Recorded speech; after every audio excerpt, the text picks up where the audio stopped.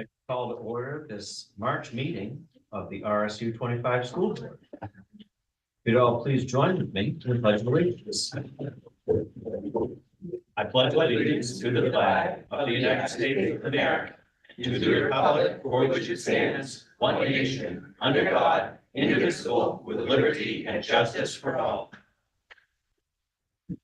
Jim, would you please be kind enough to take the attendance? Mr. Foster, I am here. Mr. Burgess, Present. Ms. Foster, Here. Mr. Frazier, Here. Mr. Nealon. Here. Mr. Whitworth. Here. Mr. Cobb, Here. Ms. Atherton Dow. Here.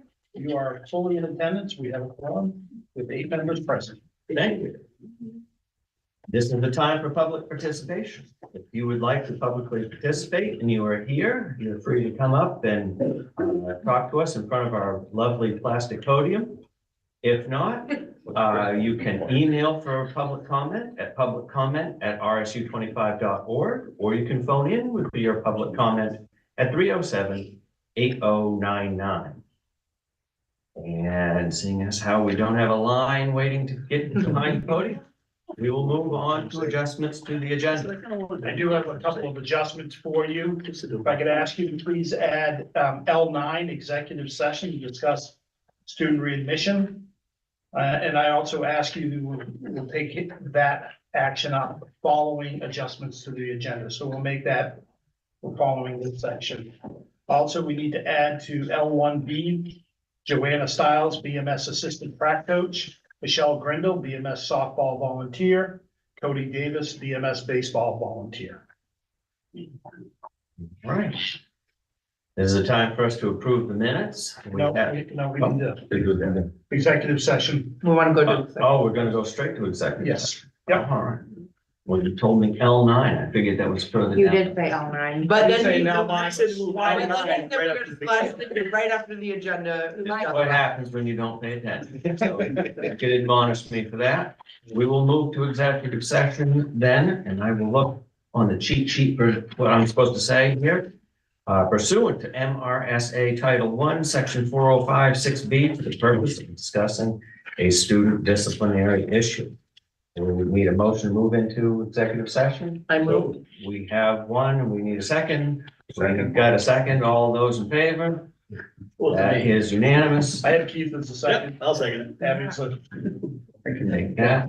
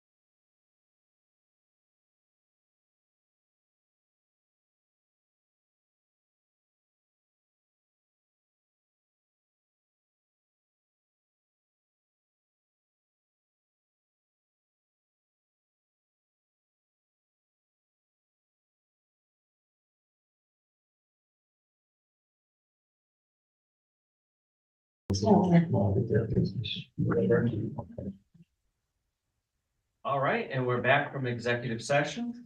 I would look for a motion. I would like to make a motion to admit a previously expelled student back into our school system. I second. We have a motion and a second. All those in favor? And that is unanimous. Thank you all. Outstanding. And now I will go back to following what I was doing, approval of the minutes. Back on track. Back on track. You have two sets of minutes in your packet. You have the regular meeting from February 27, 2024, and special meetings March 12, 2024.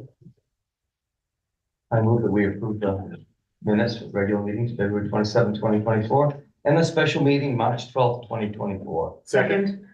We have a motion and a second on those minutes. All those in favor of approving the minutes? That is unanimous. This is going to be a fun meeting. I can I now. see where we're going with this. Next, we've got communication and correspondence. Communications, and you had a few in your packet. It's that time of year where we get to have legislative bills going forward. There's a couple out there that are pretty well dominating our conversations. You saw some communication from MSSA Legislative Committee and Steve Bailey, MSBA Executive Director, regarding LD 974, excuse me. And this bill, it was a holdover bill from last session.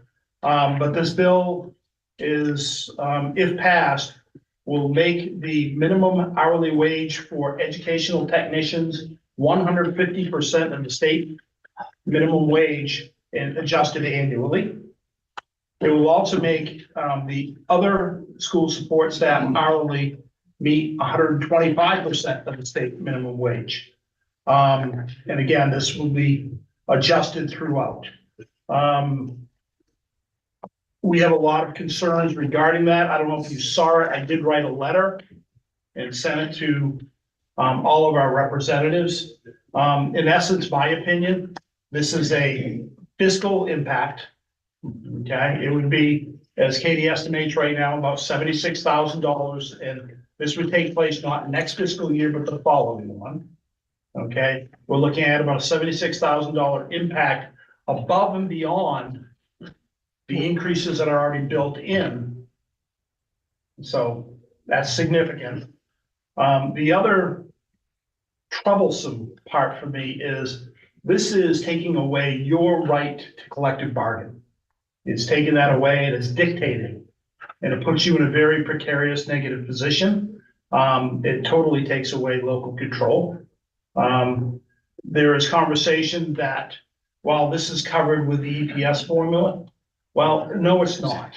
Okay, number one, if you're not 100% receiver, you're going to have an offset of whatever percentage. For us this year, we're 58% of the state, so running through the formula, it would be 42%. However, we exceed the foundation allocation, so we raise money above and beyond. So this will be more additional money. So in essence, it's 100% local. This conversation, I will freely admit, is disagreed with people in Augusta. I will stand pat because I firmly believe my position is accurate. But I know our representatives have been told different from the folks in the legislature. And so I would encourage you to contact the legislators. You have that contact information. Engage in the conversation. All right. I'm looking forward, and I've invited all 5 of those folks listed to please contact me. I'd be happy to engage with them. We'll see. I'll be happy to report back to see if I get any feedback. I think this is critical. Okay, because this is a prelude. Whatever happens here is going to put upward pressure on every other salary category you have in the district. We are already feeling significant impacts, upward pressure because of inflation. This is an artificial impact to inflation, so exacerbating inflation artificially by public policy. I don't believe it's an appropriate public policy, and I'm happy to discuss that with anybody, but I would encourage you, please reach out to your representatives. They're listed here. You have their contact information. And, we'll go from there. Hey Jay, have you been talking to other superintendents about those? Oh, yes. Is there any flu superintendent that might be? None. Did this? Why? I None. don't get it then, I just don't. Because, and I'm trying to be mature and above board Yeah, I here. know. But, Totally get it. it's, I just- the Maine Educational Association has a very strong lobby. And they're using that and influencing legislative bills and impacting, policy. I think it's unfortunate that now we're at a point where we're making these dictates, and even with, you know, and I was in a meeting the other day with representatives from the DOE, and they were saying how people within the DOE and the government are saying, wow, the cost of education is going up quickly. So if you're gonna have these types of bills, you're gonna drive that cost of education up, which is gonna be more expensive across the board. But it said other tech staff, support staff too. So who does that entail? Both, that the Our food custodians? service program, our facilities folks, which don't fall underneath custodians, we get the 125, yes, they would fall under that collective bargaining. So everybody who's basically hourly, So what lobby group would represent them? that's the MEA. Okay, That is the MEA. So, So and I this will say the MEA has a seat at the appropriations table, which is a committee of the legislation. And none of the MSBA school boards don't have a seat at that table. You can sit in the audience and listen, but you can't participate. Wow. That might be something worthy of asking your representatives. So this is not going to be funded by any means by the government. How about the $50,000 minimum? Is that going to be slightly helped? Supposedly, Not, yeah, we will so see, but basically again, that runs through the formula. we're losing, well, like you said, our collective bargaining, but we're also losing the ability to, Control our costs, right? yes. Which is gonna impact your communities, because at some point in time, the communities can't carry it. I mean, communities understand that there are costs. They understand there's been inflation, and yeah. But when you start artificially inflating this, that puts more and more pressure. And I don't think it is an appropriate thing to be doing. That's my opinion. But you may disagree with me, it's fine. I don't disagree, people should earn a good living, and I don't disagree. That's all well and good, but we have to But do forcing that. us to do that. We have to do that surgically. We have to do that through collective bargaining. This is usurping your ability to collectively bargain. It's usurping the tenet of local control, which is a bedrock of the Maine Constitution, bedrock of Title 20. Well, it completely and totally undermines our ability to provide a high quality education at a reasonable cost to our communities. It increases that cost. And, you know, we're already challenged because we have to increase wages and everything just to be competitive in the Yeah. market, Just to keep people. right? But this is just going to put more pressure on that even more. Plus, you're going to the negotiation table with both arms tied behind your back and one leg, you know.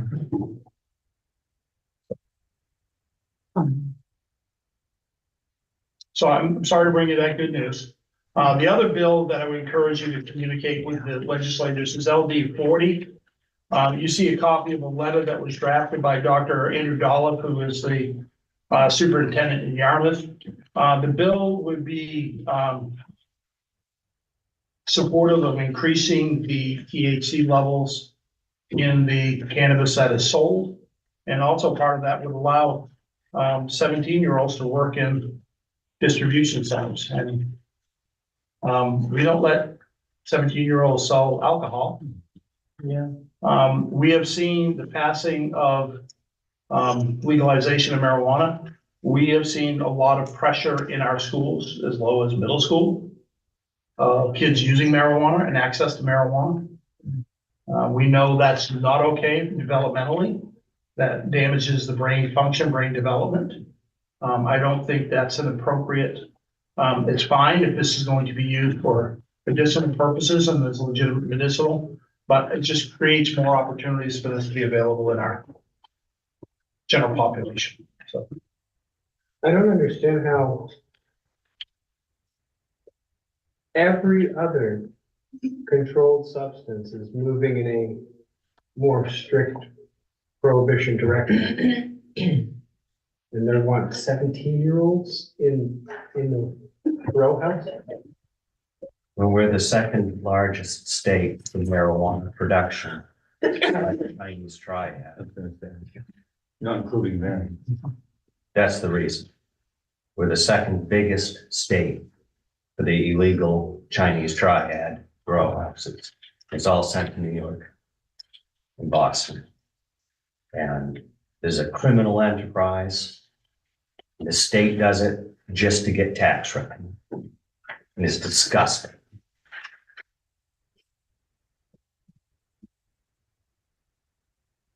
that's my correspondence for you this evening. Not a lot of sunshine Like I there, said, but it's reality. If it's moronic, it comes from us. Hey, I'm a moron and I'm from Buxton. So there you go, but. There's one capacity they work. I mean, they do. Selling it on. Yeah, not grow Or house. maybe Any capacity. they shouldn't be involved in any. At all.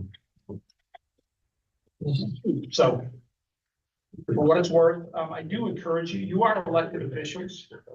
Reach out to other elected officials. They hear from superintendents and, you know, they politely say, thank you very much. Yeah. But this is important and these folks are elected to represent your communities. Make your voice heard. I encourage you. And then follow up and see how they vote.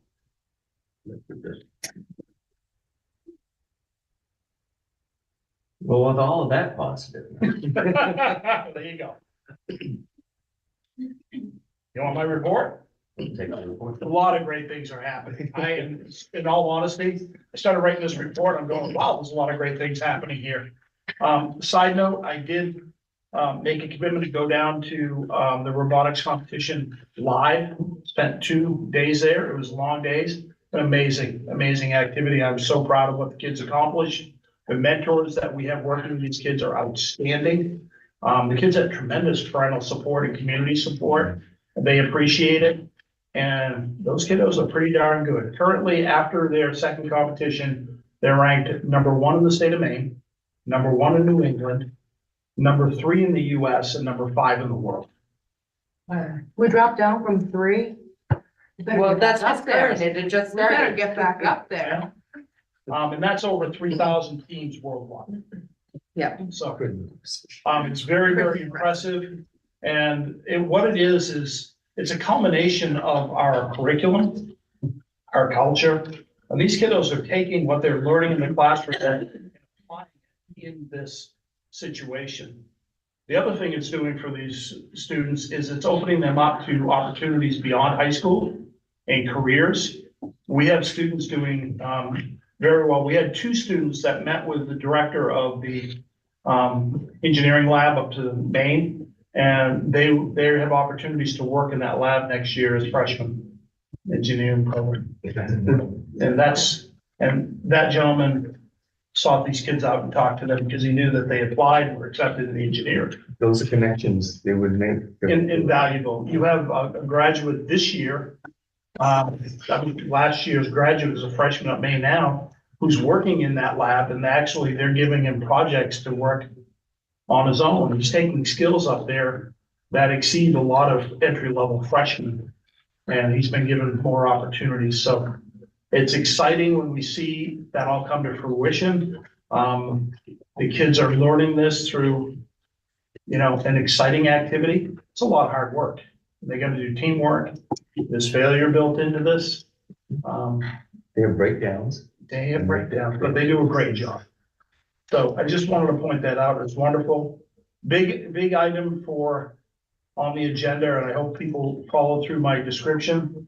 We have an opportunity to combine Spruce, which is our educational service center, with PrEP, which is, we've been a member, we're a founding member that started back in the early nineties. And put it under one umbrella and make a new service center. This is a great opportunity for us. It's not gonna be any more costly than what we're doing, but it's going to create more opportunities for everyone. And it's kind of important because Spruce, when that was put into play, that was for a 10-year period, and there was a relook period built into that.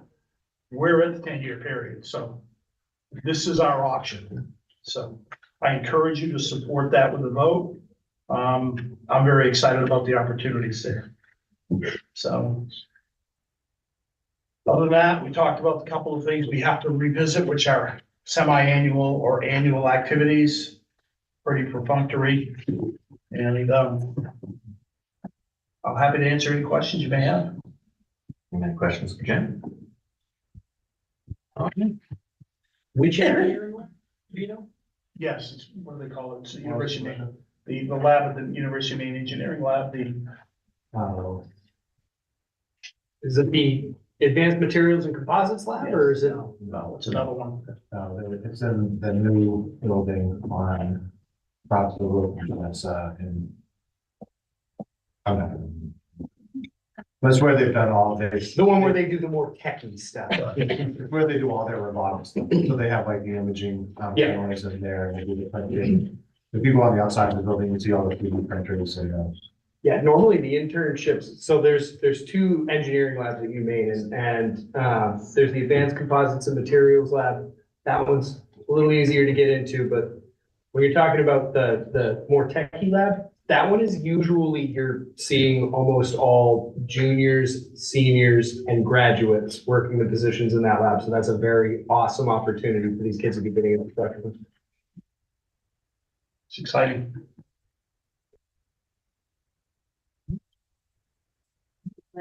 Well, the board chair, report, happy spring, it's the first day of spring. And I just wanted to report to you about a few things that are going on. You've already heard all the wonderful things that are going on in robotics. But I also had the opportunity to witness some of our unified basketball games. And the girls cheer team was there to join with Megan and Teddy. And they did a great job. And the kids from the unified team did very well too. I wanted to just kind of shout out about Tristan Davis. He did a great job, not just in scoring, but he also helped coach along a couple of the kids from the other team. So it was a really good atmosphere of, just that camaraderie with everybody and good sportsmanship. So it was a very positive time overall. And as you all know, we will be starting our budget real negotiations here on Thursday. That's my report. Next, we've got committee reports. We've got curriculum committee. Okay, so we met last Thursday. We had a update on the gifted and talented referral process. Just changed a couple things to be more in line with what other schools are doing and to help safeguard kids from falling through the cracks and not being screened for gifted and talented, which is great. And then Christina shared with us the updated draft of the K through 12 science curriculum and math curriculum. At least math is coming up tonight, I think, right? And social studies has been like postponed by the state for now, which seemed to be a good thing. I don't know the details of that, but so that is that's pretty much what happened there. And then we had an attendance and truancy update from Jim. As of 3/13, students were at 91.89%. I guess that's attendance. Not truancy. No. No, that's attendance and staff is at 93.12, and our goal for both is 95%. That's correct. So we're gonna keep trending and tracking that. And then I think that's it. And our next meeting date is on April 11th at 6:30 after Aspire.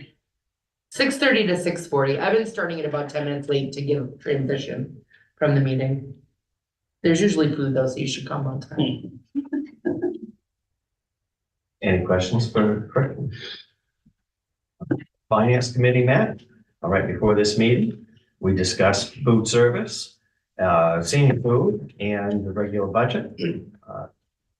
Both the senior food and food service are still running in the negative, as you can imagine. But neither one are that terrible that we've got to really be concerned about. And the regular budget should be running at about 66% used, and we're only about, what, 54% used. So we're in fairly decent shape there. Any questions for finance? All right, then we'll move on to policy. We did not meet. Okay. Next, we got facilities and grounds. Okay, on facilities, we met last Thursday at 4:30. Anthony gave us a very brief slideshow for the BIMS update of the boiler room at Miles Lane. The paint job that was done there was outstanding. It made it look like a brand new room. And did we have to pay them for that, Tim? No. No, we did not. No, we did not. No, because we're supposed to be the flagship location, right? Brand new. For show I'm people. sure they'll be sharing it. Oh, yeah, it's gonna be a, yeah. Promotional materials. But all right. So, we also had a view of the damage done to the middle school roof from storms this year, which was pretty minimal. There'll definitely be a, roof replacement in the future. We discussed the cupola condition, which, will need a rebuild, from just general wear and tear. Future roof replacement is in our future though. Now, we discussed the middle school siding project. Safety awareness meetings have taken place. Deconstruction of the wiring on the exterior walls is complete. Timing is crucial though, as the weather will definitely be a factor in what can be done at what time. Buildings report Miles Lane underground tank level is down to now where we're going to have to pump it out. And did we discuss how we were gonna do that, Jim? I think we did. We have not, No. not yet. The middle school athletic fields look great. Now all they have to do is, put the fencing back together. And that just touches on a few things we talked about. April 11th, the same day as, you guys are meeting, will be at 4:30. That's it. The meetings start out not great on that night, and then they just get better as the night goes on. Wow. Come It visit. goes to wow. Come visit. It just starts out a little more. I don't know It's that just a lot more boring, yeah, and then it gets really. That's why I left that As the day. night goes on. That's why I left it. You got promoted. I just That's why you laugh. Okay. cut it right out of my time budget. So I think we should move on to HCTC. Okay, we met and there's a lot to report on.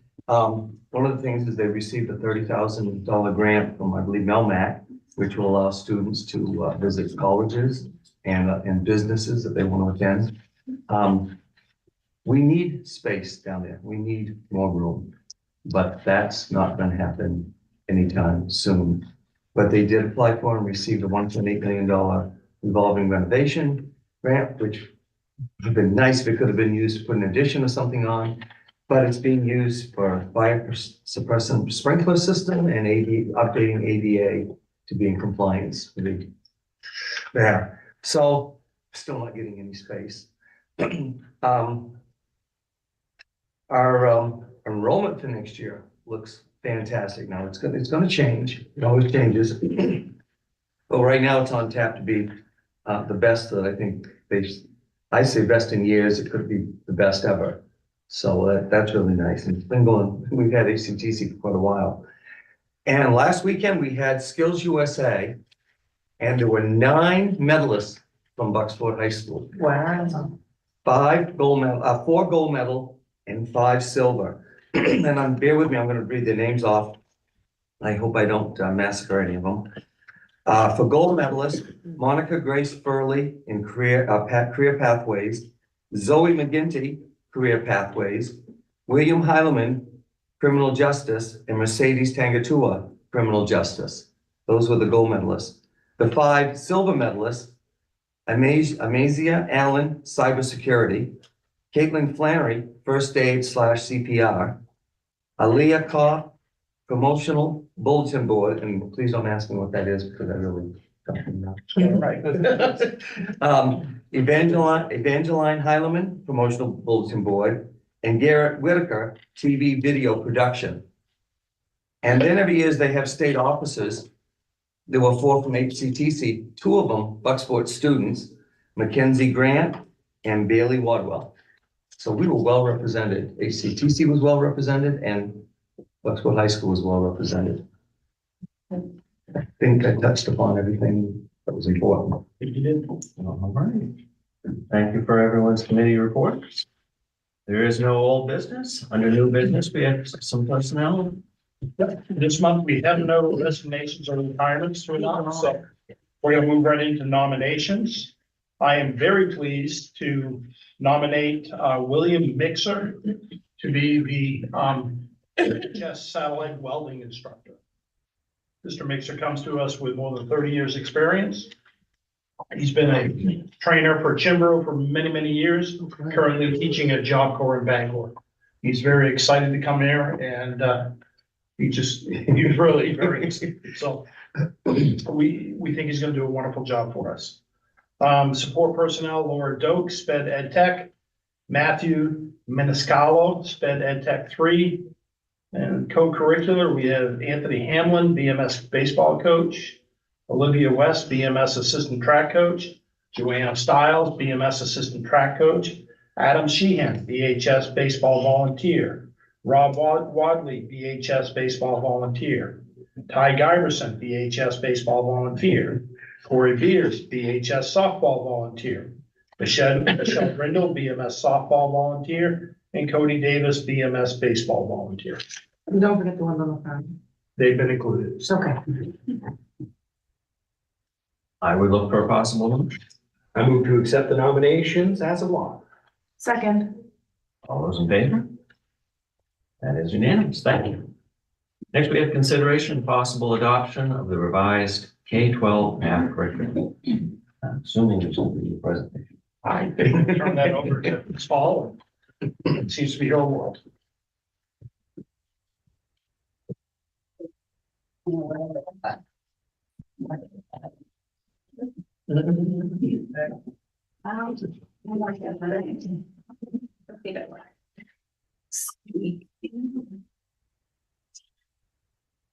make a motion to include the podiums. Motion tonight. Did you say a new podium? We got that one for free. The crystal. I don't know how many free ones I can acquire, but I'll work on it. All right, so I bring to you tonight a revised, updated version of the K-12 math curriculum. What I attempted to do is I shared with you in the electronic documents, a link to the entire K-12 math curriculum. And you remember last year when I brought the ELA document to you, it's very lengthy. Hopefully you'll get a chance to view it. I'm gonna pull it up here. If you're interested in all of it, I can show it all to you. If you're interested in certain sections, I can take you to certain sections. But I've embraced something that our ELA teachers at the middle school use with kids a lot, and it's called a one-pager. And basically what it is creatively trying to give you the highlights in one page as concisely as I can. So this, I have it in your packet. You should have a copy of it with this agenda item. And then agenda item number 2, it leaves you in color. Yeah, so basically what you'll find if you pull up the math curriculum is that we've updated our K-12 document to align to our practices, assessments, and the resources aligned to the most recent rendition of the mean learning results, which was signed into law during the pandemic. So it was similar to the ELA right around the same time. State of Maine said, oh, here are new standards signed into law. Good luck, you're trying to keep kids 6 feet apart, but we're ready, right? So we did all this work this year. We have a representative committee across the K-12 span of teachers, myself, administrators have links to this document. I presented to the curriculum steering committee. We're ready to bring, the committee is ready to bring this document to you for possible adoption for implementation next year. There are a couple of pieces that we're still working on that would be teacher-facing pieces, so it does not affect the actual document with the standards, the resources. It's just that the middle school specifically is still getting their pacing guides done. I'll tell you what those pacing guides are in a second. So, just kind of a rundown, there are 4 strands that are common across all K-12: quantitative reasoning, algebraic reasoning, geometric reasoning, and statistical reasoning. Those are identified by the state of Maine. And then what we have is grade specific versus grade span. So you would notice in our curriculum document that grades K through 5 have their own set of specific state required performance expectations that we will introduce to all of our students. When you jump to the 6th grade or the 6-8, it's the span. So we have a bank of performance expectations that are required to be introduced and taught before they go to high school. And then when you get to 9-12, and we've spent a lot of time with 9-12 discussions here, for 9-12, it's a bank of expectations to be covered by graduation. Not all on the same level. So if you look further down on this one pager that I gave you, I'm pretty proud of this. This is pretty. So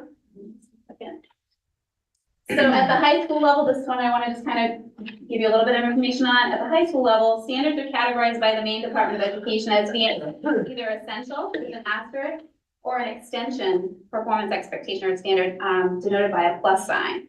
So the essential standards are meant to be modeled or mastered by all high school students before graduating, and extension standards instruction needs to be provided to students. Like, we need to offer a class that covers that if they choose to take it. So those are extensions. So we have classes like, you'll notice some of the, calculus, AP, calculus, pre-calc, statistics. So we are covering, we look through the whole entire Maine Learning Results. We are covering all of these standards in some class. So the student has an opportunity to take those classes. So over here, I just wanted you guys to know the board supported a move to a K-8 curriculum, not curriculum, program. Teachers confuse those terms a lot, and I try not to. Our program is not our curriculum. The program is the primary resource we use to deliver the curriculum. So we are still going to be using our 4 programs as our primary resources. However, when we dug through these standards, we did discover a need to reorder the units to make more sense mathematically for our students.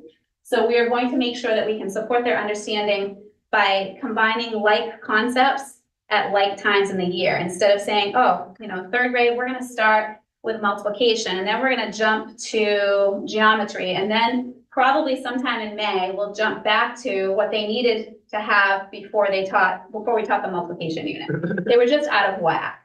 And that was a common complaint across the K-12 math teachers.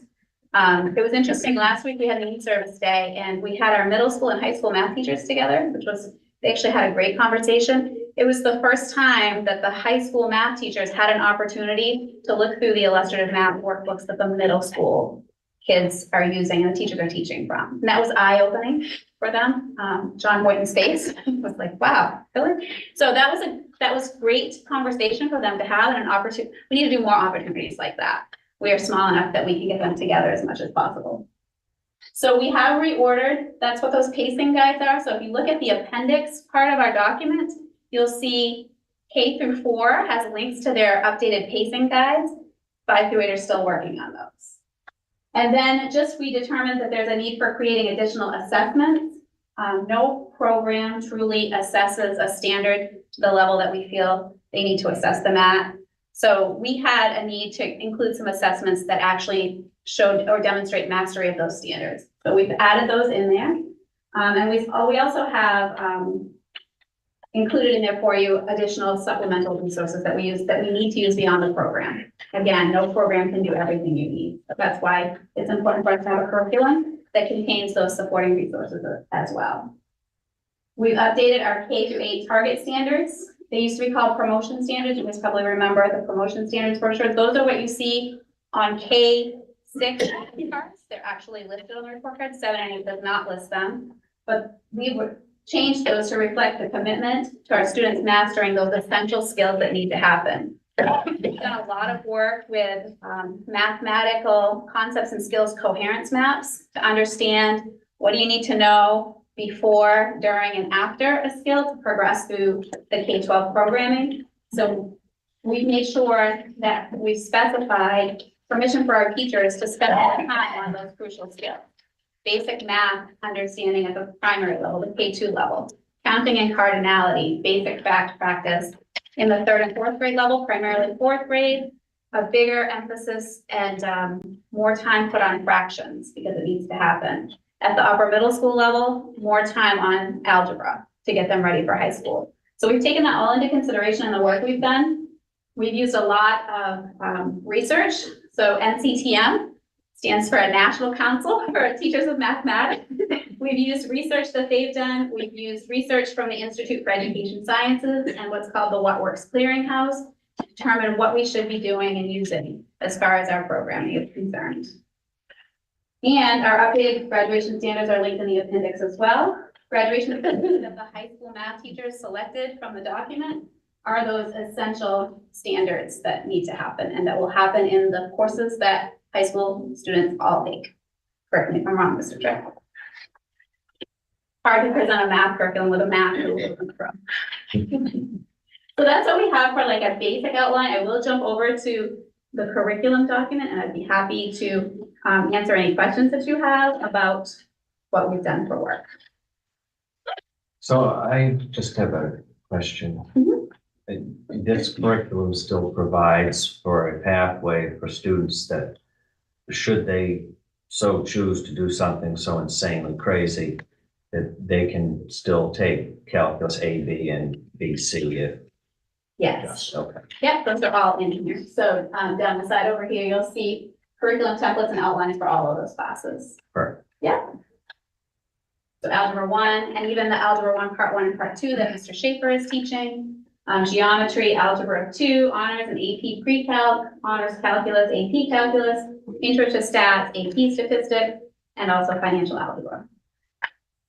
Those reports, Tom, are not captured in the Common Core, so they're Right. beyond what Yeah, standards that were mandated. So we've written standards that make sense for those classes, but we can't tie those back to national standards because they're just not there. yeah, Because They're again, too high, yeah. So again, that's why we really intentionally said there's a subset of standards that we want all students to achieve minus an Well, yes. IEP states that their pathway is a little bit different. Right.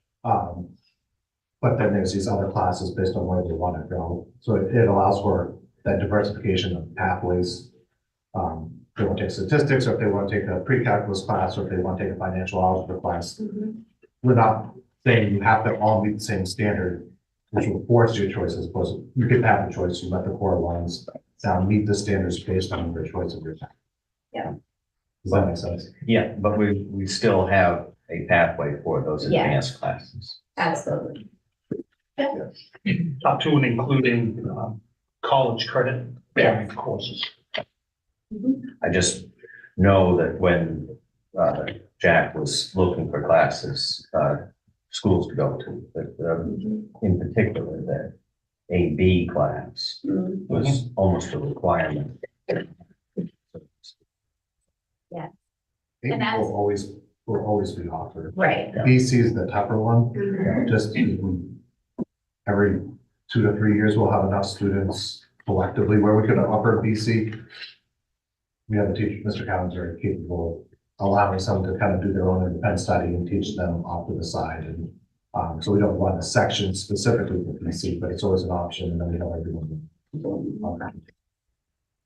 Something along that line that I do want to bring up that Dr. Tripp and I haven't had a chance to talk about, but it is something that I do want us to think about and problem solve, is that at one point, if we had a population of students going to 8th grade that were ready for algebra, we had a path to do that. We are at that point where if we're looking at our current 7th graders, I've spoken with Mr. Copeland, our 7th grade math teacher, and there is a population of 7th graders right now that we need to think creatively about, because they have that option at the high school. It's not as easy at the middle school. So we just need to do some creative thinking and problem solving, and Mr. Ward as well. We can talk to Mr. Ward about that, but trying to figure out what we're gonna do to meet those needs of about 16. That's a big group. That's a big group. Yeah. It's a whole class. Yes. Other questions, comments, thoughts? I'm happy to show you any section if you please to go into that.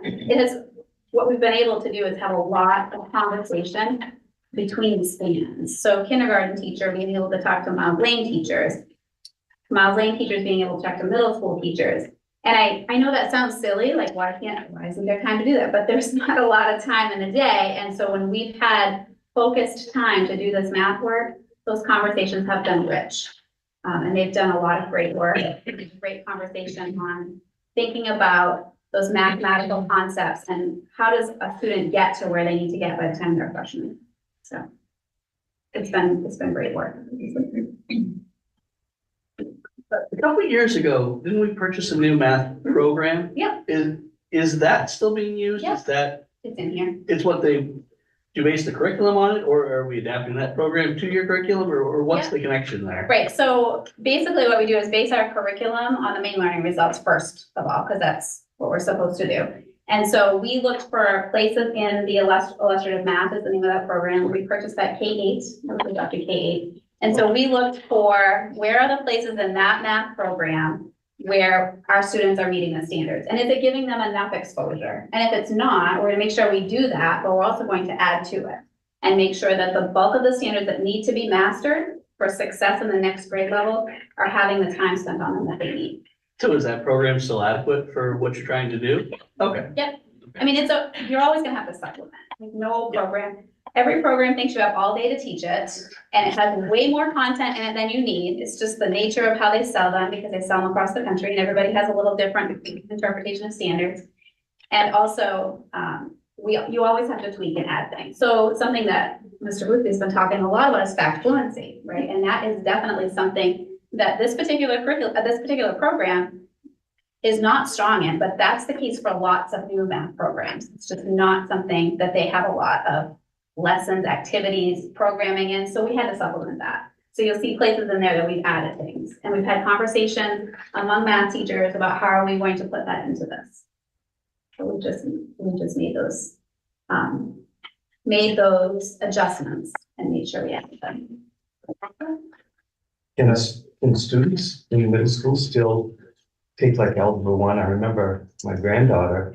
But we're talking about, yeah. I mean, Mr. I Boyd used to had, do it too. I don't know if it was YouTube or what, but he videotaped the entire lessons for the whole year. Yeah, And she wasn't alone, but she got her Algebra 1 credit as an 8th grader. yeah. That's exactly, when I had that meeting with the middle and high school math teachers, that was something that was brought up. So like during COVID, we got away from that. I mean, it might have even been before that. I wasn't in this role, I was, Well, it was 8 years ago. when she did yeah, it was a that. long time ago, wasn't it? Yeah. But Yeah. that's something that we want to get to So what happened- explore. It was just one. Just before COVID, there was a bubble where we didn't have enough students to give a whole class of Right. the one. To warrant, if you have 5 kids. Yeah. We didn't want to hire specifically, we just didn't have enough staff to have one class of 80 minutes every day for just those 4 or 5 kids, so we adapted the 8th grade math class, so. They could differentiate inside the classroom, they could still test out an Algebra 1, Right. but they were mingled in with other students that were just getting the 8th grade math grade. Mhm. So it was like addition of 3 or 4 units to that. Yeah. It was the, can't remember the name, the one before illustrious math. Math and math. Math and focus. Yeah. But prior to that, we did have a section. Yeah. Matter of fact, we had a section we sent, well, Jack's class, we sent to the high school geometry because Yeah, I think they had taken those out. class, they came down. Yeah. I was one of the Like, sounds like a classes. 7th grade class. Is that, But that was 20 years ago. granted, 20 years ago, I had my experience with this, but is that teacher elected, or can students choose to take that? At the middle school. So what we're talking about right now is the data is showing that these kids are ready for that. Yeah. So we have, when I say those 16 students, those 16 students are performing, they performed on their winter NWEA with a RIT score in algebraic expression at the level of an incoming freshman. So, that's telling us something. And that accompanied with the work that these kids are showing their teacher in math class every day.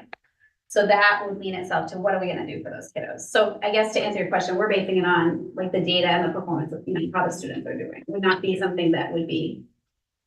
They have to earn their way into Yeah. that opportunity. Right. Now, Because would we want to they, make sure that we succeed. would Well, they, I mean, because when I had my experience with it, what had happened was I was having very poor performance in math classes for several years leading up to 8th grade.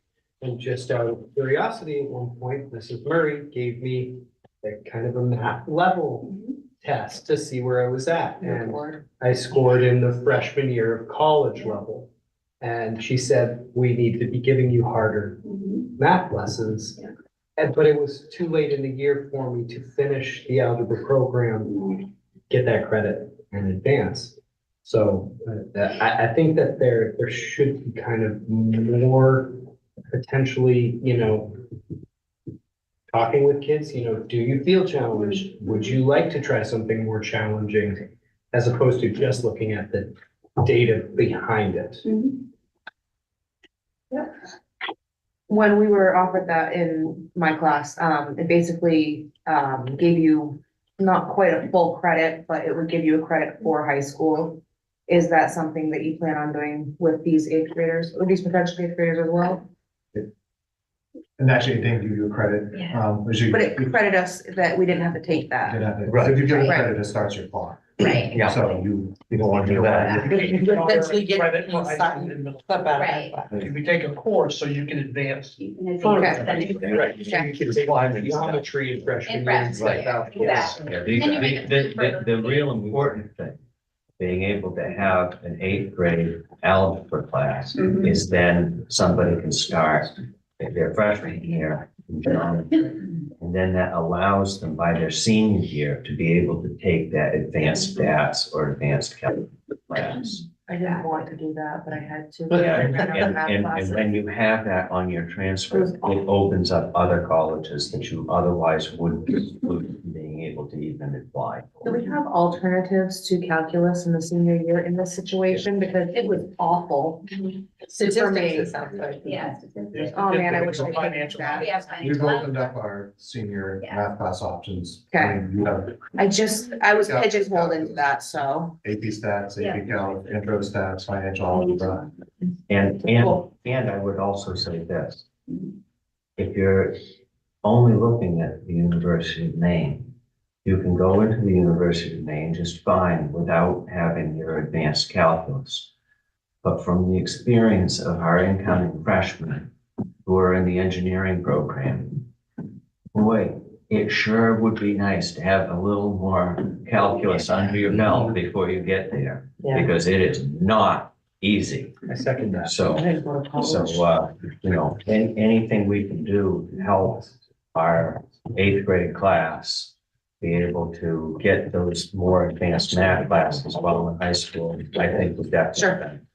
Absolutely. I mean, when you're a freshman in an engineering program, if you haven't taken calculus already, you're taking calculus alongside other classes. The calculus really should be a prerequisite for, strength of materials, statics. Yeah. You're taking a lot of classes where calculus principles are being applied.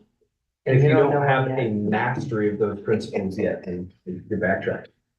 I think it all goes back to the fact that what we're trying to do is meet every student, right, meet their needs. That's right. So regardless, across the board, right? So if we can provide those opportunities wherever they're at, that's important for us to do, if we can do it.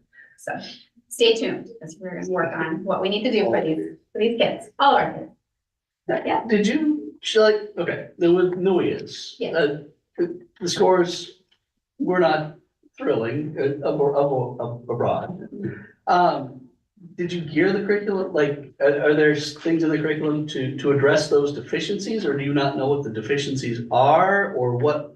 Can you speak on that a little bit? yeah, we do know. I mean, you can tear apart that, and again, we have to remember that that's one data point, right? It's important because it means for a lot of things, but it is one data point in one day. So yes, we do know, there are certain things, again, when we go back to that reordering of units, not that we're not teaching for the test, that's not what we're trying to do. But things like geometry, it's covered later in the year, but they're being presented with geometry questions on the NUIA, and sometimes that's heavier. It's hit or miss because it's an adaptive test, so as kids perform well, they get harder questions. As they answer questions wrong, it kind of brings the levels down, but they're gonna be presented with some stuff that they probably haven't even covered that year yet.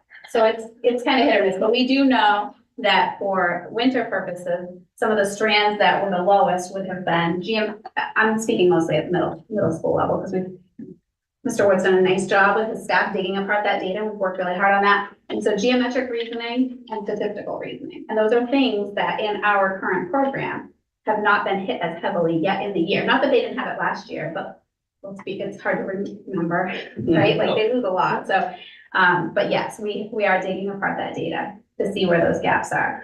I mean, reordering units is not going to take care of all of that, but at least putting things together that make sense is going to be helpful. It's just a little troubling seeing us be lower than state average in things, and that's, so I know like that you can't judge it based on one test, but when other, you know, when the state average is doing better than us, I just feel like there's a gap there, and I'm wondering what fills in that gap, and Are you talking about the data that I presented in my report for this winter? maybe.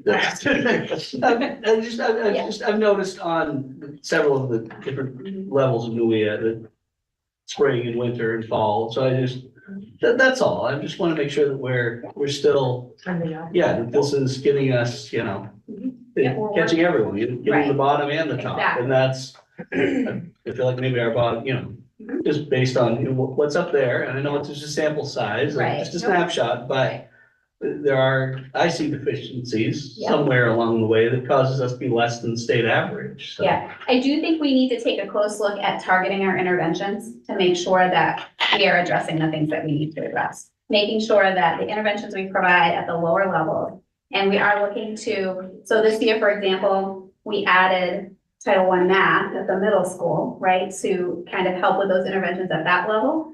Unfortunately, the person that we hired she had to get done, and it was hard for us to hire someone else at that point in the year, but we did get someone that's a retired teacher, but she's only able to work 3 days a week, but she is working on targeted interventions, and I know at the Miles Lane School in math, specifically Title I, just because I've been meeting with those folks, they have really worked hard on targeting their math interventions this year and using research-based practices and programs. Is that individual targeting or class-based? That would be small group Small group, okay, targeting, 3 to 4. okay. in a group.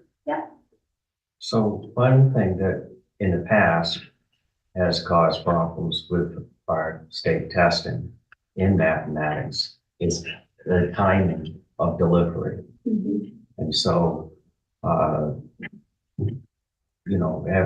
we've been keeping track of that on this new curriculum, making sure that we deliver certain units at certain intervals of the year. I know you've reordered some of them because they make sense. Right. But the danger of that could be that, like, it was years ago, we offered fractions at the end of the year because it made sense.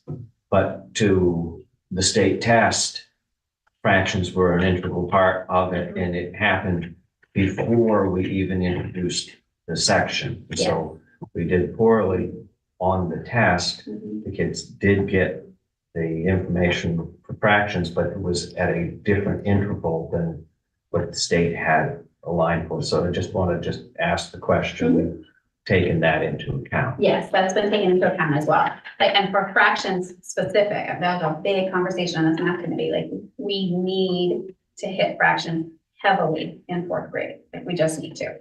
We need to hit multiplication heavily in 3rd grade.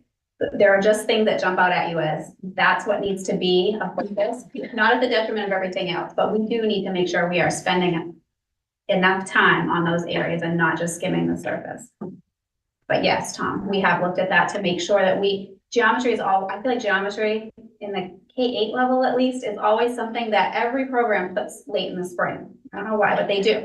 But that's after everything has happened. So yes, we've had that conversation. We've made sure that it's put in there. Obviously, you can't put something has to happen in May and June, right? But we can make sure that that is a time for review. And that's what you'll see in our pacing guides.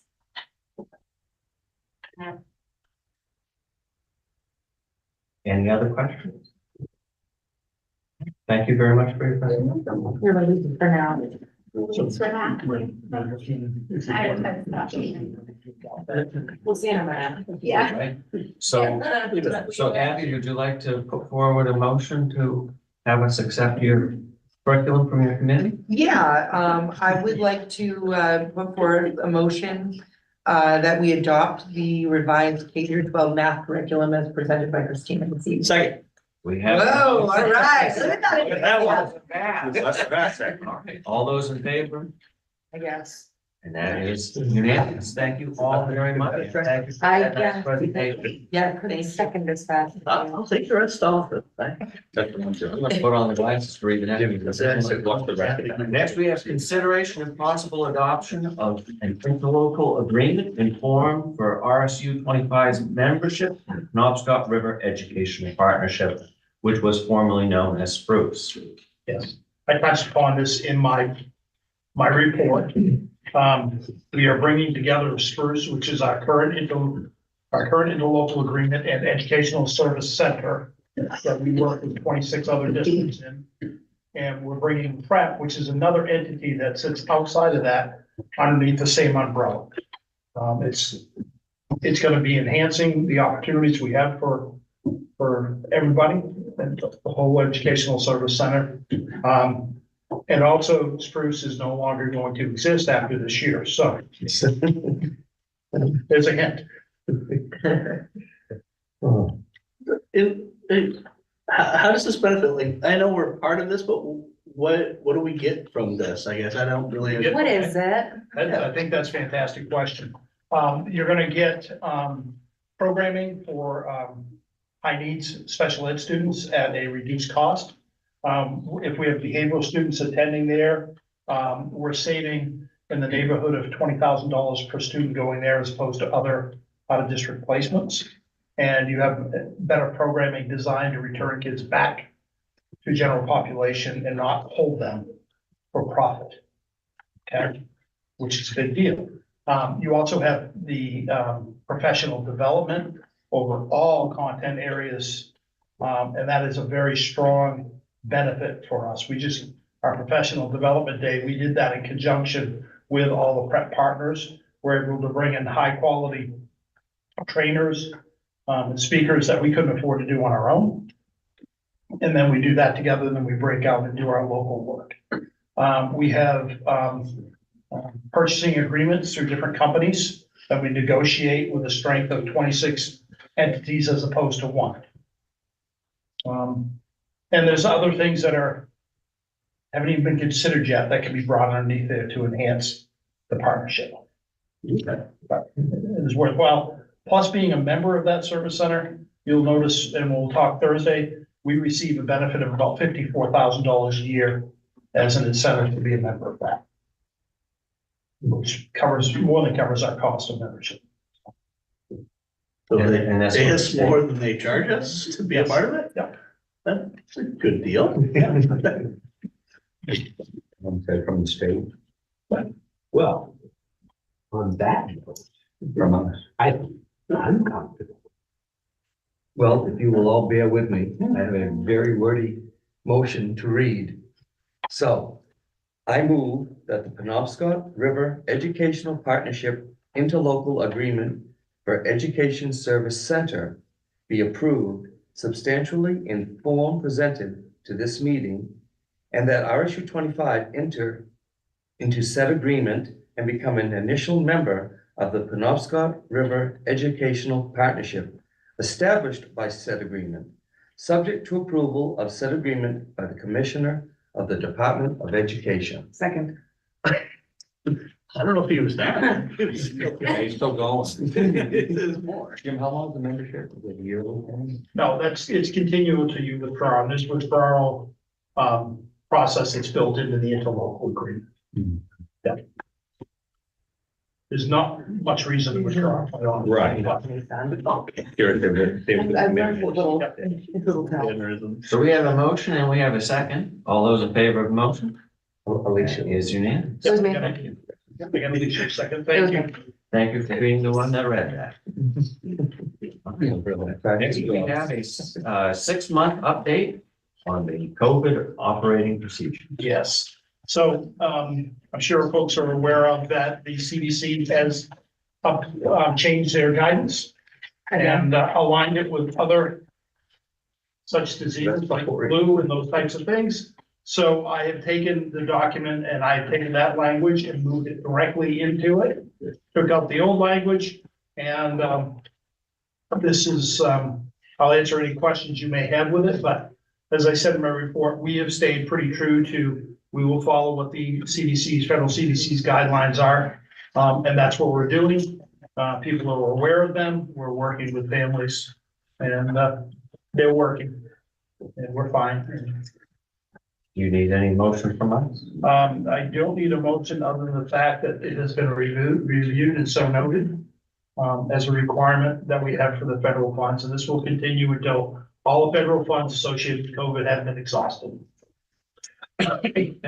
Is, do you know when that's gonna be? September 30th, 2024. September 30th, 2024. Okay, thank you.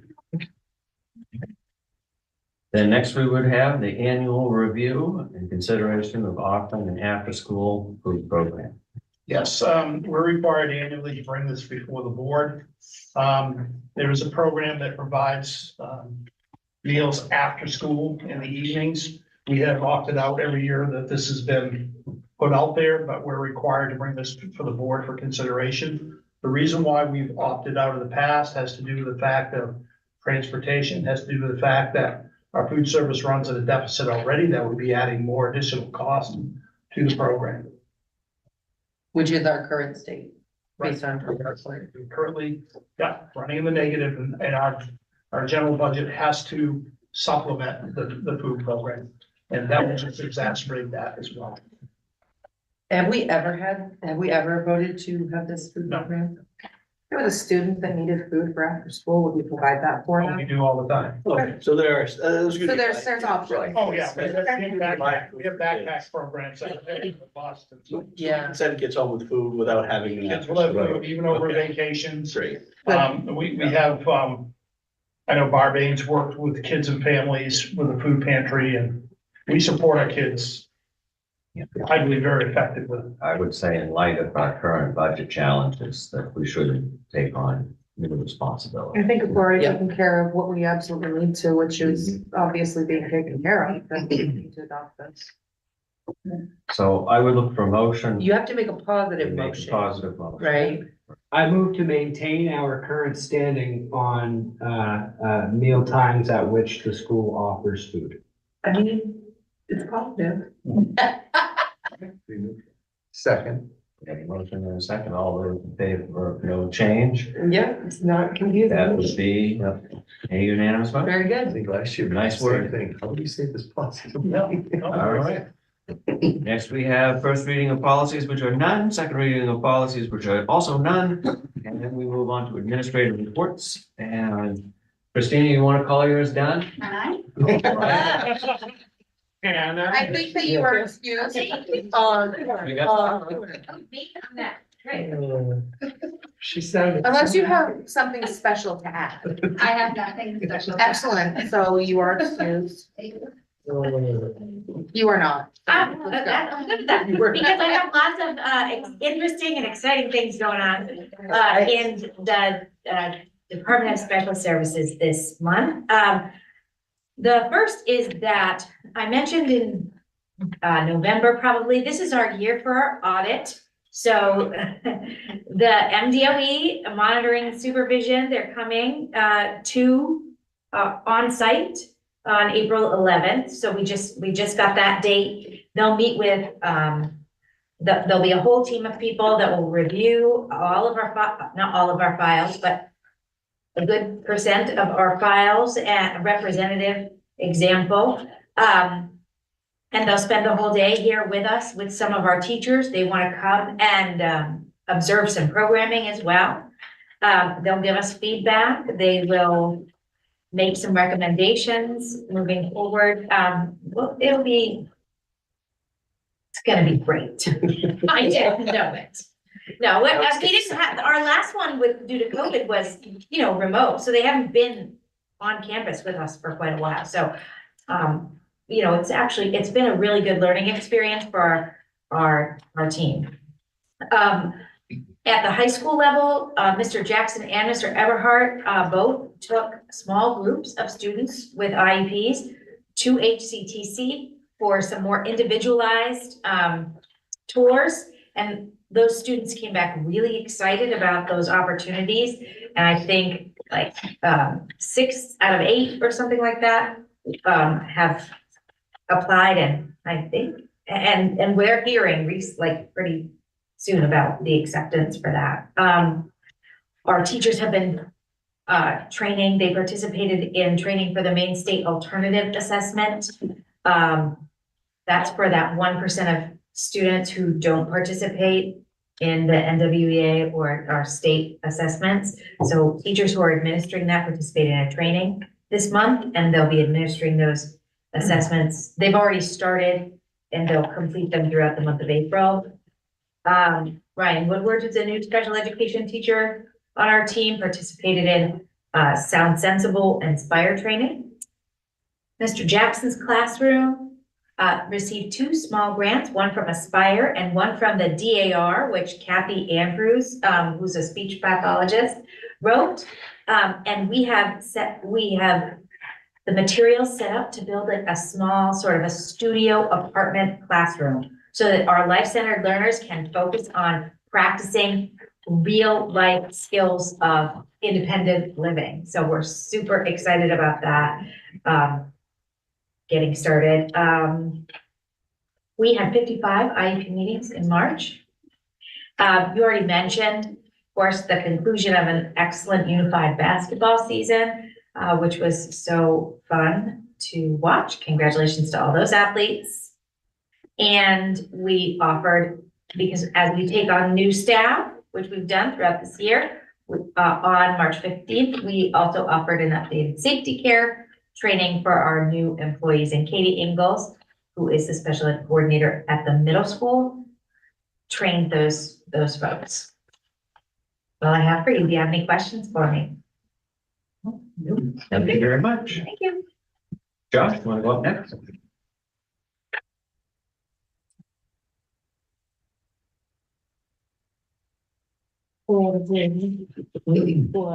I'm so sorry, my report was in late last night, but I got the last up to date, of all the great things that happened in a very, very busy 2 weeks. I think we had just over an hour assembly today.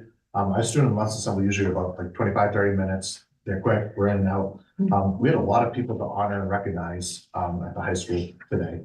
And again, it's just so great when you see, and I know I say this, I think there's every other meeting that I'm up here, but the spectrum of students that we have, from students that are doing a cybersecurity situation like Maisie Allen, whose partner was very ill from another school and then she also had to compete by herself and so ended up winning the silver medal at Skills USA. To our students that won gold medals, to our drama festival that has a very small cast, they take second place in their division. And then to our jazz band, we have a gold and the silver medalist, 2 combos from one school. Most schools are happy if they get one combo team to go and compete and be successful. To score 97 out of 100 points, and then 92 out of 100 from between the 2 combos is truly amazing. Then of course to have the best robot in the world, out of 5,500 and some odd teams, is really great. And I think what kind of captures in this, applies to robotics, but I think it's kind of a microcosm of all of our programs. John Boyden was talking with someone very high up in one of the engineering companies that helps support FIRST Robotics and is very involved in the organization of competitions and goes to the world competitions, just that he's a big player. I don't know who he is, I couldn't give you the name, but Mr. Boyden tells me that's the case, so I'm going to believe him. And he said that they have been waiting, FIRST Robotics has been waiting 30 years for a school like Bucksboro High School to put a robotics team in. That we are about a tenth of the size of many of the programs. Most of these high schools are 1,500, 2,000 people. They have budgets of about $500,000. They have engineers running them, faculty from universities that are helping out. And we have 20 plus kids, 2 teachers, and spaghetti dinner fundraising running. And obviously, we have lots of great sponsors from the community that contribute. So I don't want to take any of that lightly, but when you compare it to what we're going up against, and what's been in the world. And I think, I just want to keep in mind as we're heading into budget season, because I know budgets are tight and but when we look at our programming, we're getting a really good return on our investment in our students. They're earning squeezing every nickel and dime that we can out of our programming here, and what we're seeing for all students, whether it's kids that, like my son who's over there in the esports room, probably playing his Switch right now and not reading the book that I asked them to students at HCTC, to our athletes.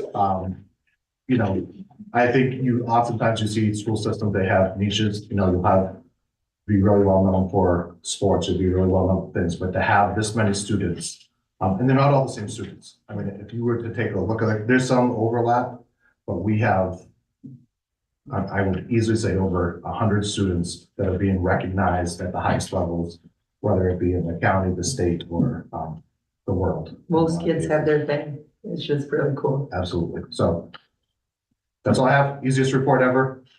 Just take pictures, and it was the hardest Facebook weekend ever, trying to keep up with everything and get all that stuff out. I'll take any questions. Thank you, John. Next we got Aaron.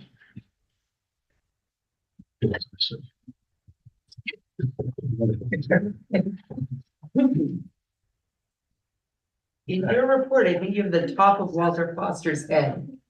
You are correct. I know that head pretty well. That was their solar box. I don't know what he's doing, but Those are solar boxes they were making inside. that's actually what drew me. I was like, I wonder what my son's doing. They made little s'mores, so they brought them outside and made little s'mores. And Yeah, he did tell me about that. Okay, cool. Now I have a Tasted, visual. worked out very nice. Good. It was So, tasty, it was a yeah. good day. So, it was great. Yeah, so lots of good stuff again going on at the middle school. Just want to emphasize, as Mrs. Hall mentioned, about the continued NUIA efforts by our staff and students. We're grappling with that data from the winter session, and currently in the process of doing individual reflection with students. And then looking at celebrating every student who's going through that reflection process, right? And the whole emphasis again is on that kind of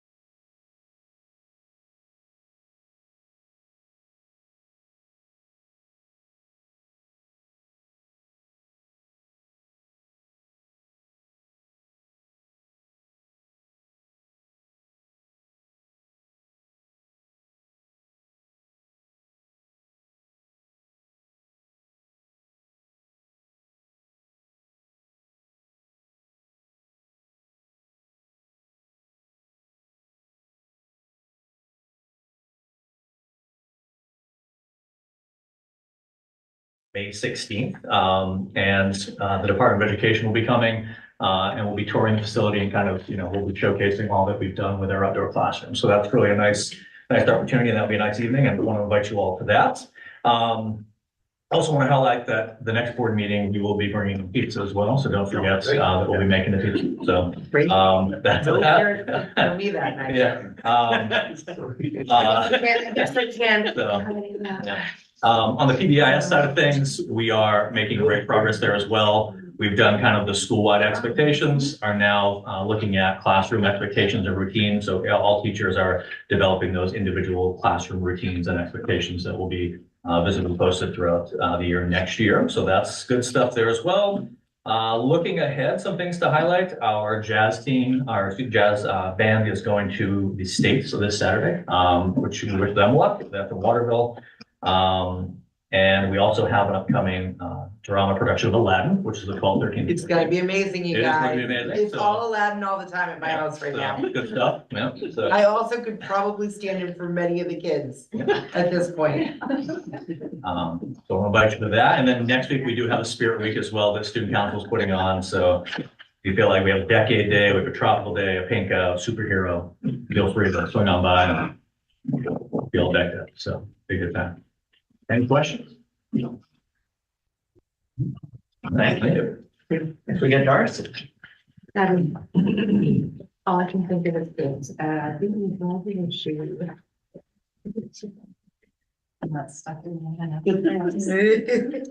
You should try listening to it all the time. I have 4-year-old, I heard them all. It's true. Happy spring, everybody. The kids at Miles Lane have been pretty squirrely lately. You can tell it's out and about, moving around quite a bit. We ended trimester 2 on March 8th, and we celebrated that day with MLS Beach Day. It was a great time with everybody. Lots of activities going on with that. We have our after-school program starting up this week. This is our final Title I after-school program, and with a good number of kids participating in that. We've had a lot of great classroom highlights over the course of the month. One of my favorites was the planets that Wing 1 created. They sat up in the cafeteria. It reminded me of a science fair, walking through. They invited the whole MLS community. The kids were with their projects and reading their little facts about their planets. We had planets that supported bunnies, cats, and candy. So it's quite interesting. We celebrated Read Across America. Students left into leap year. We've had mystery readers in classrooms, and we're gearing up for our author visit in April with Alexandra Hendricks. And I've been going around reading The Lobster Lady and educating the kids on who the Lobster Lady is in Maine. Almost 140 years old, and she still goes out on the lobster boats. So the kids are like, one of the kids said, well, she can get up at 3:30 in the morning, we can be here at school. So Is she gonna visit the school? Have you tried? I haven't yet. There's a thought. The kids are very interested in her. Let's see, PBIS update, we have over 210 positive office referrals at this point. Outweighs the behavior write-ups. I have about 70 of those, so that's some good data. We are excited to go see Rob Surratt, who will be performing at the Clayton Auditorium tomorrow. K through 4 will be participating. Everything is all set. He'll be performing starting at 10:30. He came, I don't know if you remember, it was the first year I started in this district in 2007. He performed for the middle school. And he will be doing some paint to music and lights, 6-foot paintings. I have no idea what he's going to paint because it's a secret, but we get to keep the painting that You he should have made him paint the Aladdin set. That's what I had to do this weekend. And I read up on him. He works for Disney and DreamWorks and DC Comics. Very famous person. Missed So opportunity. we are all excited. I know when I saw him in 2007, it was incredible. So everybody's geared up and excited for tomorrow. And just some upcoming dates, April 4th, we have, I didn't even say this in the report, we have literacy night coming up. For our K through 4 families. And an ice cream truck coming from Darlings. And that's it. What time's that? Usually 5:30. Yeah. Oh, that's the program. I can't have what I remember. Yeah. Pizza and ice cream. I bring snacks all the time. I can't even have the pizza, so I might as well go get some ice cream. Are there any questions? All right, thank you. Thank you. Next, we've got Nicole.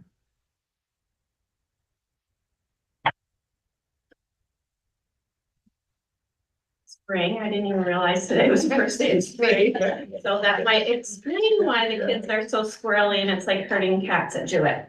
So, first of all, our March 5th teamwork, that we had because we had primary voting in the building, so no kids, but we got to meet as a pre-K, K team, which doesn't happen very often. Christina visited us to talk about letters training and some opportunities there with the grant money that was awarded. Thank you, Christina, for that.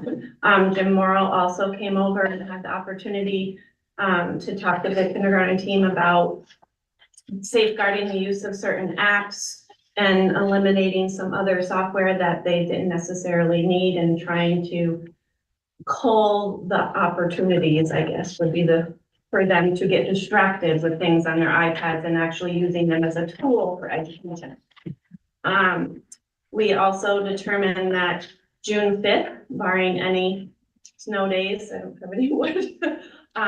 June fifth would be the last day for pre-K and K. They always finish about a week early before the rest of the district, providing us time to do kindergarten screenings, which we're hoping to do on June sixth and seventh. We spent that time going over how kindergarten screenings were set up and returning to best practices prior, like pre-COVID. That worked really well for us, or well, the people that were here. I listened to the veterans and I'm like, what was best practices to get the kindergarten screenings to be more efficient and effective? And that's what we're going back to. And hopefully, we're going to strongly encourage folks that have pre-K children and kindergarten children that aren't already in the pre-K program to get the registrations in, especially with pre-K, so we can support DCP in getting those screenings done in June, so that we can get as many done in June rather than waiting till August to get some of those done. As far as PBIS, our PBIS coaches visited the classrooms in early March to gather some baseline data. We didn't tell the teachers what they were going to be looking for. They were just going to go in and look, but they were looking for a specific positive reinforcement strategy just to get that baseline data. Then Darcy and I shared that with the staff on, was it March 5th, I think. And we were specifically looking for the 5-to-1 ratio of positive versus corrective comments. And they actually did pretty well. But we used that as an opportunity to do some PD around that specific strategy, and then forewarn the teachers that they have several weeks to practice that. And then we're going to send the coaches back in at the end of March to do some post data to see if there's any growth. So we're making the teachers, like the students, pre, post, try to do something in between to show some growth.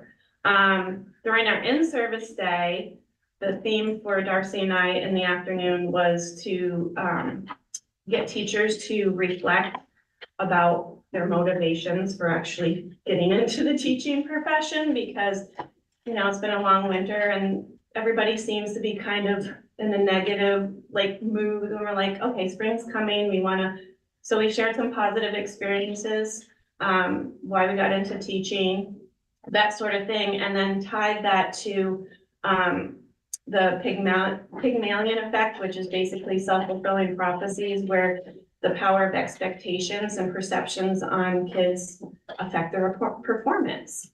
So hopefully encouraging more positive interactions with kids, especially when it's getting to be spring and they're little squirrels and they don't want to be in school as much doing this stuff. Report cards, Darcy already mentioned. We took a field trip to Hannaford last Monday. The kids had a great time. They got to go behind the scenes and see a variety of jobs, from cake decorating, and then they all got the opportunity to run the cash register, which got their own receipt and everything. They were just so Self-checkout. yeah. So they really enjoyed that. And during our meeting on March 5th, we agreed to a theme, because I completely forgot that we probably have a theme for the children's fair.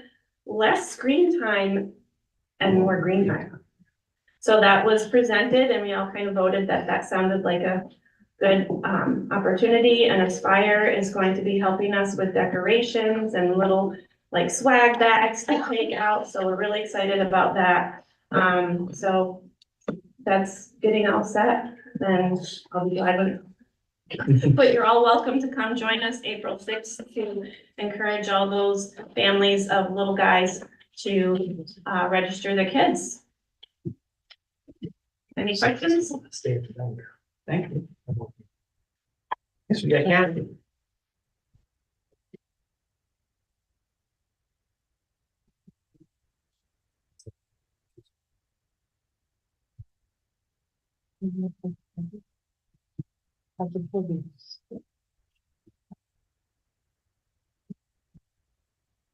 Relatively speaking, my report's a little on the dry side, because it's all about the Apple grant. The big takeaway I would like to mention is that during the bidding conference, it was, sorry about the sweep, really obvious that there are out-of-state companies, not LEAs, but companies that want to come in and grab this $1.5 million that's now open to the public. And it's really not something that we want to have happen. So, 5 of us got together and this application was brutal. I've never seen anything like it in the 20 years I've been here. So we did 2 and 4 hour work sessions, spent all weekends doing this. Believe we've turned in the best product that we can, but that is the takeaway on it, that it is open to the public. We have no idea what's going to happen with that. And if there were some big companies there, about half of them walked away when they saw the size of the application, which I think probably is part of the intent, to be very honest. But when I brought my head out of that, we started calculating out our SMW grant, which is the Maine Jobs Recovery Program, strengthening Maine's workforce. And it is not in the report, but we just finished that.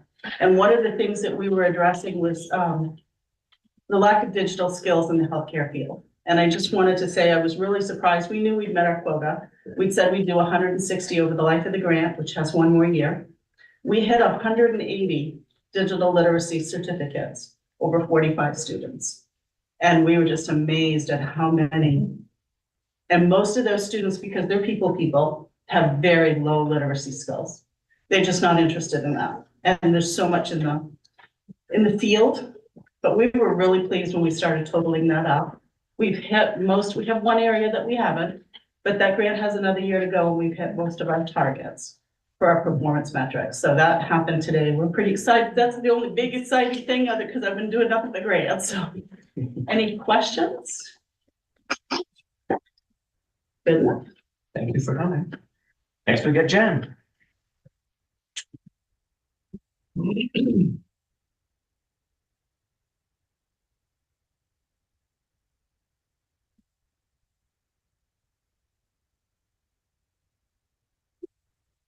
Okay, wow. It's been a busy few weeks. We are always looking for a way to get feedback from teachers and make sure that we're doing the things that are useful to everyone. And that can be difficult to get time to have conversations and feedback. So this year we took advantage of the professional development day to be able to provide food to teachers for a snack that day. But they had to answer 3 questions, 2 mandatory and 1 optional, in order to place their order for their chosen hand pie. So we were able to support the local food truck portable pie place and purchased 170. So it means we got a good return on the questions that we asked. And we haven't had a chance to go through all the responses yet, but the 1 optional question was about providing some professional development for teachers for the free platform that I use for the newsletter and Jordan uses for her videos. And we had 43 teachers who said they would be interested. So we're excited about that. So we'll put together a couple of sessions for that. And I mentioned last time that we were doing an outing to Chimbrow. First, we didn't have a lot of responses. And we started to wonder, do the students know what this is? So we did some targeted requests, and Jordan went in and talked to the welding students in particular, and then they started talking to other friends. So I think we're going to have a good number that are going to participate this week in our field trip to the Chimbrow Institute. And other than that, we're getting ready for the school events. We'll be at all of them, the family night at Miles Lane, the family night at the middle school, and the early childhood fair. So we're helping support those. And we just finished working on finalizing the plan. So the 4 trip options for sophomores to go out to see businesses and schools, the details have been worked out, and the students will be given make their selections. It's not, they don't get 100% necessarily, but they get to have some input in it. So there's going to be 2 Bangor options and an Augusta option, and it's a Trenton / Castine option for the 4th one. So we're looking forward to getting those sent out so that we can get the student input and get those trips going. They're going to happen April 11th. And as was mentioned, we had a chance to connect with some of the special education teachers, and I was able to attend one of their meetings and talk to them about some possibilities on how to better support some of the life skill students, and we've already been able to do that, what Tara mentioned with supporting the studio apartment to focus on helping students at whatever is appropriate if they're for their post-secondary. Question? Thank you. No, that's really. And last but not least, we have Jim Moore.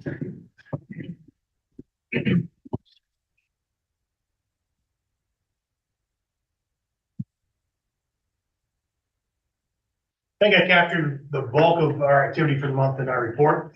I will say that Skills USA is a judge, is the best vacation day it's been here in a year, I do believe. And embarrassingly enough, I stood next to our silver medalist and didn't know who she was. But I cheered them all on, so I feel like I supported them while I was there. Any questions for me based on our report or other IT concerns? Do we have any cyber issues, Jim? Any new cyber issues? New, I wouldn't say new. Just, Same old, same well, old. there's different targets. What we do find now globally is more 0-day exposures. And we find some of our security companies are having more and more discoveries. At Fortinet, not call them out in the middle of a meeting, has had 3 exposed vulnerabilities, not knowing that they've been taken advantage of, but they're very good at reporting it, which is part of the partnership we're looking for. As we've said before, our preparation here is what do we do when rather than if. We expect the same from our partners. They need to be insulated to prevent it the best they can, but when it does happen, what's a remediation factor? So it's the same stuff, K-12 education from a targeting perspective has grown. There was a graphic, I can't remember if I showed it two meetings ago. It shows we've taken off above everything else. And that's kind of sobered out. And part of that is the efforts in the background of the federal government, local governments, and school departments trying to tighten some of that stuff down. So it used to be a super easy target. Now we're just an easy target. So we're falling down that vulnerability. Good. Thanks. Anything else? Good, thank you. Next, we get calendar and announcements. Hang on. Okay. So April is usually an odd month because we have April vacation, which encompasses the 3rd Tuesday. So we typically do the board meeting, we move that away from the 3rd Tuesday. I'm going to suggest this year, instead of going to the 4th Tuesday, go to the 2nd Tuesday. And there is a method to my madness. It is because 2 people will not be here the last week of April. Myself and Dr. Tripp will be with the bar program. And we've been asked to present for them at their national conference. They're paying. So So the 16th. so it would be April 9th. So before the committees. So before the committees, which is going to cause an adjustment for some of the committees. Okay? The policy committee does not meet, we're right in the middle of budget season, we don't have the time, so that would be happening on the same night as that board member, so that does not need to happen. So I'm looking at the facilities, curriculum, and Aspire. Ms. Hall, do you have a recommendation on curriculum? We move it a week ahead. I can't do it. I wasn't there last week, but I can't Well, do it. it's- Be nice. You wanna we could just do like an in between for people and then. Yeah, Something we- like that. Do you want to try keeping it on the 11th and doing it in between, or moving it up? And a bit. Not that you need to combine with us. Yeah, what do We you need want? to move Aspire. I also have a conflict for May, so I'm looking at taking April and May and doing one date of May 2nd. I may not be here then, but you can run it without me, right? I mean, if you need to. We have other. I'm off that week, I'm terrible at taking notes, though. I don't. I'll take notes. Okay. Yeah, you really. Okay, okay. I'll just be there. That's fine. You just have to like smile. Yeah, I don't want to do that. I got a great. Well, I can't do the week. Move before. us along through the agenda. So if I move on, and I may be here, it's just I'm off that week. I have someone until 5:30, that's all. And we may go away because we were gonna go away. at the time. It's not That's working out. after I get on the bank. If I'm not here, if Keith is willing to run it, that would be perfect. Okay, so we'll look to May 2nd Yep. for That works. curriculum and Aspire. Oh, And we're right- not doing the week before, we're doing like Yeah, weeks we'll later. wait until then. And, Yeah, I can do that. and we'll push this all out again. Thank you. We'll get this clarified. And then as far as the facilities committee go, it'll be just a wrap-up meeting. I'll verify whether we need that or not, but we'll put that on that, the same day. Just Okay, leave it right where it is. leave it right on May 2nd for the facilities. We're talking about. I have April 11th. Yeah, Correct. wait a minute. Yeah, we're shifting everything because Jim. We can go April 11th if you want to. We don't have a whole lot more. So- to add. No, I'm Delete- fine with delete taking it off April my 11th birthday. And do it May 2nd. Correct. 411. Jim, you had intended to move the school board meeting to the middle school to accommodate the pizza. I'm gonna get there. But, and so this is for 9. Let's settle everything here, okay, before we go through. So what I have is we've got April 9th will be a school board meeting at our normal time. We would move that venue to the middle school to facilitate the experiential learning, the pizza, the showcase for the middle school, okay? And then we're looking at moving our committees for facilities, Aspire, and curriculum to May 2nd, Yeah. okay? Also, Finance is still early on For the 9. 9. yes, finance is still 5:30. But that Right, we're would going to middle school. We get the pizza. Library, Yeah, the Yeah. first. We'll get the first delivery of pizza, right? Jim? Middle school library for the school board meeting? We will set the location. I'm thinking middle school library, but we need to broadcast it, so I gotta talk to Mr. Morrell. He will determine where that is and maybe in the performing arts. Oh, we can be on the stage. Yeah, we used.